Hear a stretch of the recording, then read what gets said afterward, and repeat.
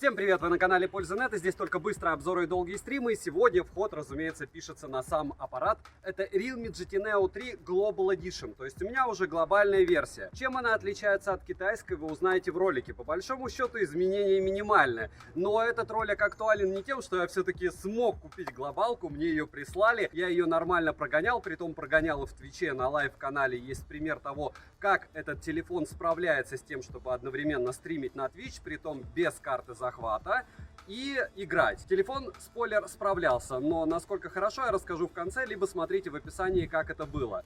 Процессор Dimensity, не очень я его люблю, 8100. Здесь он реализован неплохо, но есть аппараты у BBK и других брендов, у BBK их много, которые справились с его реализацией лучше. Оперативная память LPDDR5, быстрая внутренняя память UFS 3.1, и он полностью нафарширован, потому что даже съемка, даже в китайском варианте со старыми прошивками, можете посмотреть мой старый обзор на китайскую версию, была шик, блеск, красота. Для того, чтобы выкладывать куда-то на YouTube, этого будет более чем достаточно. Играть в него приятно, плюсов в море, по моим меркам, это даже не средняк, а чуть-чуть выше. И съемка ведется, разумеется, на него, так же как вход, выход, и внутри будут примеры съемки, как всегда, как и фото. Смотрим. И сегодня, вопреки всему, несмотря ни на что, мы с вами будем наблюдать обзор Realme GT Neo 3 глобальной версии. Китайская версия у меня уже была на канале, она была прямо с пылу с жару, и поэтому там было много всяких недостатков. Но китайские версии смартфонов отличаются проблемами в настройке уведомлений, допустим, на Always On Display,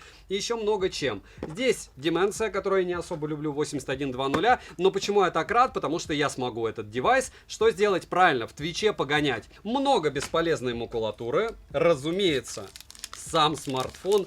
Я не удержался, я купил опять вот эту вот расцветку из разряда а-ля 90-е. Абибас, помните? Ну, хороша. Мне нравится так. Я зато понимаю, что это смартфон не как все. Хотя это такое себе утверждение, но все равно. Чехол серенький, нивелирует как-то цвет с одной стороны, с другой стороны тоже. Интересная тема. Довольно скромная зарядка на 80 Вт. Там есть варианты и по 150 Вт, но я приобретал такой. Кабель для зарядки, который не стоит терять, потому что мы помним, что нужен кабель соответствующий, зарядка, чтобы иметь ту быструю зарядку, которую подразумевает сам производитель. Две физические сим-карты можно запихать, инфракрасный порт так же, как мини-джек, отсутствует, никаких физических переключателей нет, кнопки не люфтят, защитная пленка на экране. Никаких направленных микрофонов, к сожалению, не появилось. Это неудивительно. Вряд ли физически этот смартфон как-то поменяется. Напоминаю, что на Neo 3 китайской версии обзор уже был на канале, и вы можете его благополучным образом посмотреть. 191 грамм весит все это дело, 163 миллиметра высота, ширина 75,5 и толщина с блоком камер 10,8, без блока камер 8,3, но помним, что здесь есть еще защитная пленка. Совсем небольшой подбородок, минимальные грани, довольно большая блямба фронталки, но не огромная. Видал я и меньше, видал я в основном, правда, больше. Смотрим.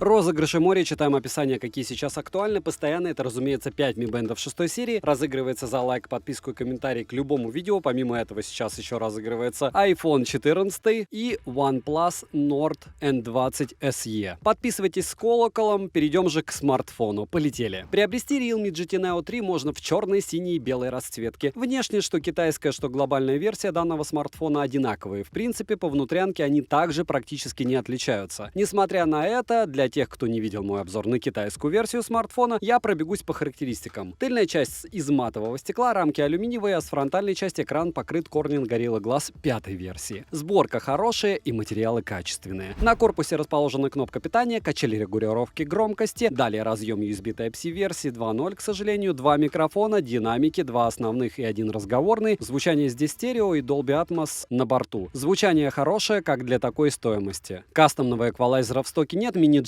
и К-порта не завезли, как и место под microSD в слоте. Официально о защите от влаги не заявляли, но салазки прорезинены, что хорошо. Летим дальше. Смартфон оснащен AMOLED-дисплеем на 6,7 дюйма с разрешением 2412 на 1080 пикселей Full HD+.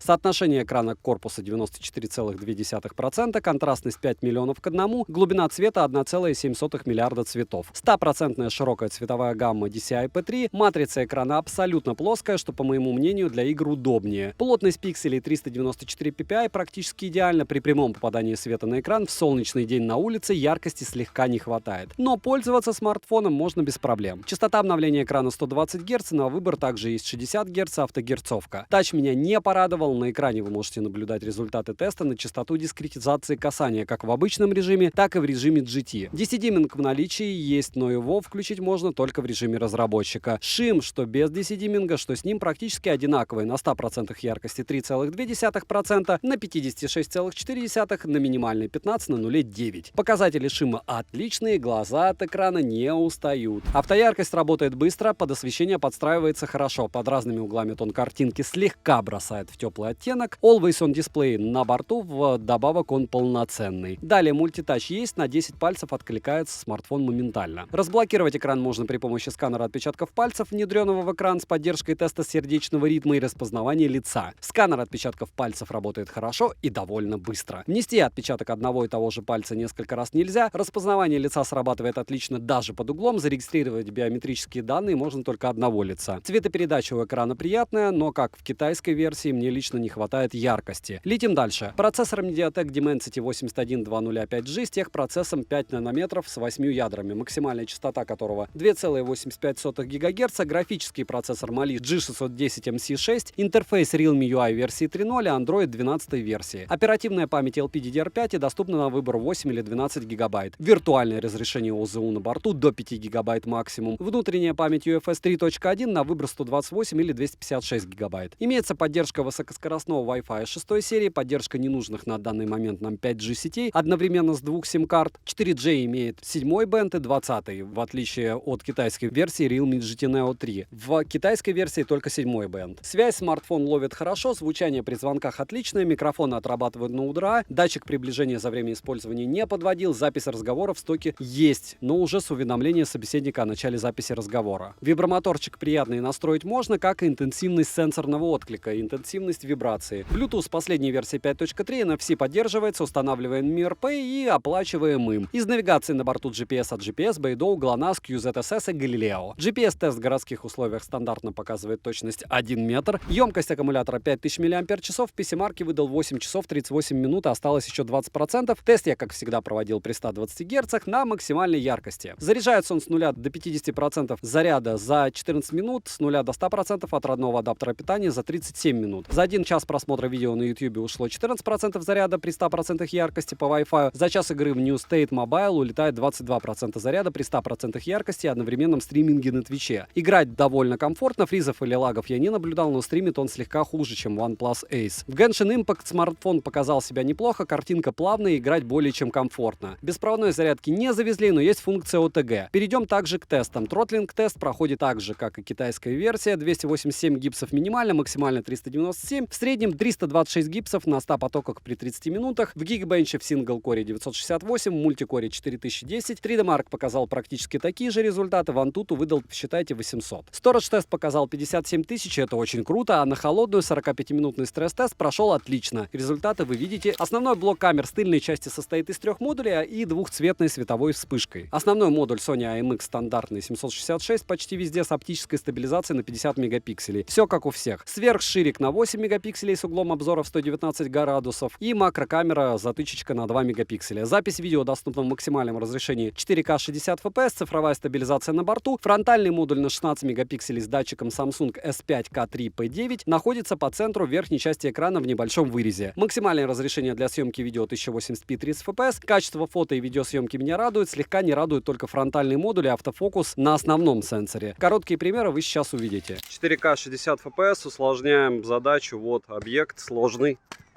И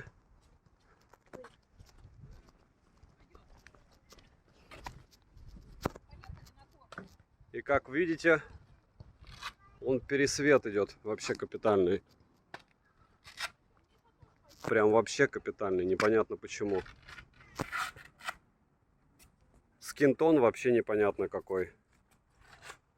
Может быть из-за рассеянного света, но в принципе по отдельности, видите, все-таки облака он вытягивает.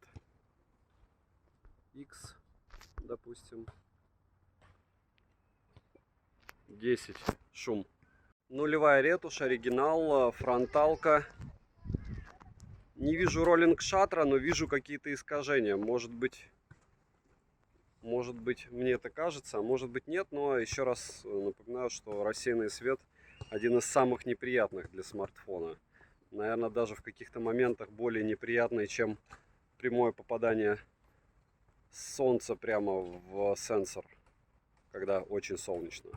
Но опять же, это мой user experience, у вас может быть другим. Фронталка Realme GT Neo 3, и это глобальная версия. Ну, стаб, все хорошо, лицо искажается, свет, сами видите, роллинг шаттера не вижу, ночью все плохо снимает. Основная камера 4К 60 FPS, час ночи, Мурина. И картинка, конечно, шикарная, исключая момент, что стаб почти никакой. Дождь, приостановлюсь, ветер. И в целом, давайте мыло посмотрим. Я не сравниваю зум, друзья. Я просто показываю каждый раз, что он абсолютно бесполезен.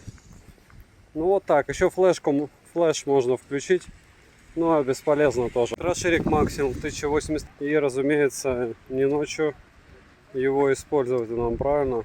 Но если встать и очень плавно вести, то что-то даже будет. Что-то, что можно смотреть потом только на смартфоне. 1080p 60 fps. Ночь. Ну, здесь получше стабилизация автофокуса. Но мне кажется, что ничего здесь не будет с такими объектами по автофокусу. Пока никак. 60 fps, основная камера, спортивная. Санкт-Петербург, съемка с одной руки. Разумеется, Realme GT Neo 3. Или просто Neo 3.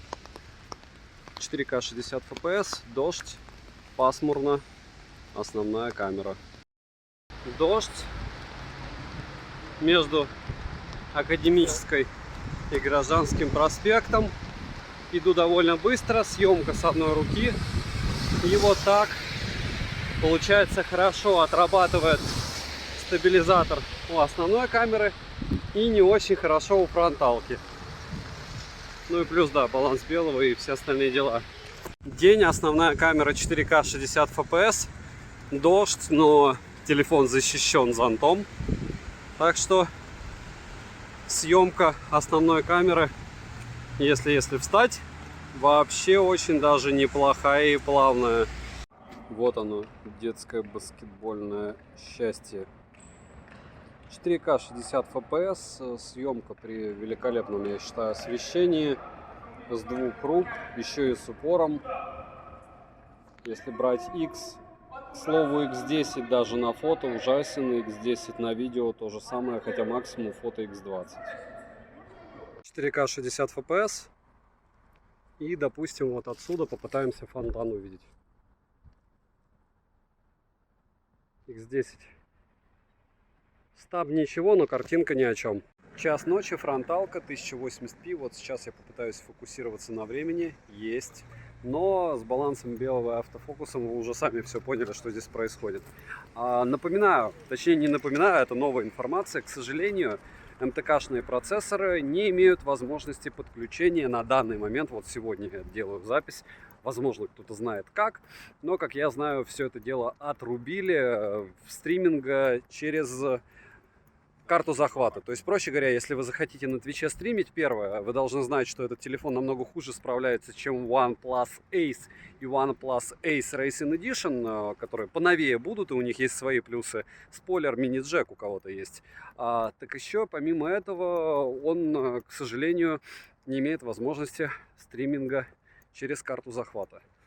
Вот. Так что для Твича или чего-то подобного, именно игр, я однозначно его не рекомендую, хотя Neo 3 обзор у меня был уже давно. За свой ценник он цвет блеск, но определенные задачи он не может выполнять в принципе. Ультраширик только 1080p 30 fps. И, к слову, по поводу определенных задач. Напоминаю, что я практически все, включая этот смартфон, гоняю на Твиче. После этого выгружаю на лайв-канал запись для того, чтобы вы понимали, сколько заряд, разряд и все остальное. 22% он у меня съел в PUBG New State на высоких настройках графики, не ультра-ультра, но прям близких к бесконечности, и параллельном стриминге на Твиче в 720p, то есть считайте, что примерно он будет у вас поедать в этой игрушке процентов 20, и это неплохой результат. Ультраширик ночью бесполезен, как и во всех смартах. Вот он ширик, основная камера 4К 30 FPS, стаб вы видите. Точнее, его вы не видите, потому что его почти нет, с двух рук снимаю. Тут искажения вообще лютые, помимо стабилизации. Пробую в 4К 30 FPS, со стабом такая же беда. Не вижу никаких изменений. Дальше идет 1080p 60 FPS, и здесь уже прям стабилизация эгегей и йо-хо-хоу. Вот вы теперь знаете, в каком разрешении у вас будет потребная съемка, если вы будете снимать в движении. Разумеется, что лучше при любом раскладе, если вы хотите что-то снимать, покупать стабилизатор. Тот же DJI я всегда рекомендую, хотя бы бэушный за 3-5 тысяч рублей, на Авито их море. Так же, как, к слову, камер их море, потому что контент сейчас такой, как вы знаете, не особо востребованный. Ну, в общем, жгем бедный смартфон. Это переход, как вы прекрасно в курсе, двухоконный режим. Можно делать X2 на основную камеру. Сейчас мы спустимся в хранилище подземелья. К сожалению, сменять картинку нельзя с одной стороны. С другой стороны, вы видите, насколько большая разница в съемке между основной камерой и фронталкой. И по освещению, и по всему остальному, и по стабилизатору тоже. Кружочек можно корректировать где и как, а вот в том двухоконном режиме, к сожалению, менять что-то нельзя, кроме X2 на основную камеру. Если встать, то видно, что в принципе детализации у фронталки-то хватает. Видите, красный нос и красные пятна на лбу. Если не видите красных пятен, значит все плохо. И, к слову, там была активирована ретушь. Вот сейчас ретуши нет. На автомате ретушь вообще расстраивает. Вот он, противный желтый свет. Разумеется, есть еще ультра-макро. Это абсолютно бесполезная штука, чтобы детям поиграться на первые 20 секунд, потом про нее все забудут. Минусы: нет мини-джека, нет ИК-порта, нет возможности расширить внутреннюю память. Не хватает слегка, по мне, яркости экрана. Могло бы быть больше, но я уже привык просто к флагманам. И нет 60 FPS на фронтальном модуле. Да и ценник для глобалочки часто очень космические показывают. Цену можете посмотреть по ссылке в описании к видео. Я добавлю китайскую версию, потому что, еще раз повторяюсь, глобалки днем с огнем не найдешь, а когда найдешь, очумеешь от того, сколько она стоит. Там уже лучше OnePlus 10 Pro покупать. Хотя, смотря как смотреть. Не забудьте подписаться на телеграм-канал скидок и телеграм-канал взаимопомощи. Там мы всем очень рады. И резюмировать я бы хотел довольно просто, глядя вам в глаза. Почему этот ролик сейчас на канале? Все элементарно. Есть OnePlus Ace Racing Edition. Мы его отметаем из-за того, что там не AMOLED, хотя это супер-мега самый крутой смартфон на этом процессоре. Он был идеален для того, чтобы стримить и одновременно в него играть. На Твиче лучше, чем он, не справился никто. Есть Ace. Ace очень хорош, и он лучше, чем Neo 3 по многим параметрам. И прошивка мне больше нравится, и внешний вид. Но у него есть огромнейший минус. Ace стоит примерно 30-ник. А это дело, пусть не глобальная версия, которую вы сейчас наблюдаете, а китайская версия, на которую уже многие умельцы, по моим данным, накатили глобальную прошивку. Спойлер, не советую. Почему? Потому что у Realme русский язык в стоке, сразу Google сервисы устанавливаете, и зачем извращаться и на китайскую версию смартфона из-за Band 20 ставить глобальную прошивку, я не вижу. Band 20 у вас в 4G не появится. И если вы живете в городе, этот телефон, именно китайской версии, не глобальной, идеален сейчас. Почему? Потому что все остальное на этом проце, что зашло хорошо, что смели, на это дело подняли ценник. Так же, как на глобальную версию Neo 3. Да, и сейчас не буду вам рассказывать, что здесь отличная съемка по моим меркам для ширика, то есть для основной камеры. Я не буду пытаться вас в нем клево играть. Уже user experience и людей, которые накупили Neo 3, просто море. У Realme количество людей, которые покупают их аппараты, растет просто гиперболически. Во всяком случае, в России. Почему? Потому что у них более лояльный ценник на данный момент, чем у Xiaomi. У них, в моем понимании, линейки аппаратов понятнее. У них есть альтернатива. То есть сейчас вышел Ace. На Ace задрали ценник на 7000. Он, допустим, стоит 30+. Это дело стоит 22. Welcome, заказывайте на Али, ждите 3-4 недели китайских версий море. Глобалка проблема. Я купил глобалку. Мне повезло, что послали. Ждал я долго. Телефон понравился, съемка понравилась. Играть в него кайф, если вы живете в большом городе, да и не только, и успели выцепить его, вы молодец, лучшего вы не найдете на рынке. Сегодня это точно, а сейчас сентябрь 2022 года. Пишем в комментариях, что бы вы еще хотели увидеть на обзор, приходим на Твиче, общаемся, я там стримлю часто, 3-4 раза в неделю, тестирую девайсы в онлайне. Сможете со мной спокойно поспорить. В комментариях, кто оставит любой комментарий, огромное спасибо, вы помогаете проекту. Девайсу однозначно да. Добра и удачи вам, дорогие друзья.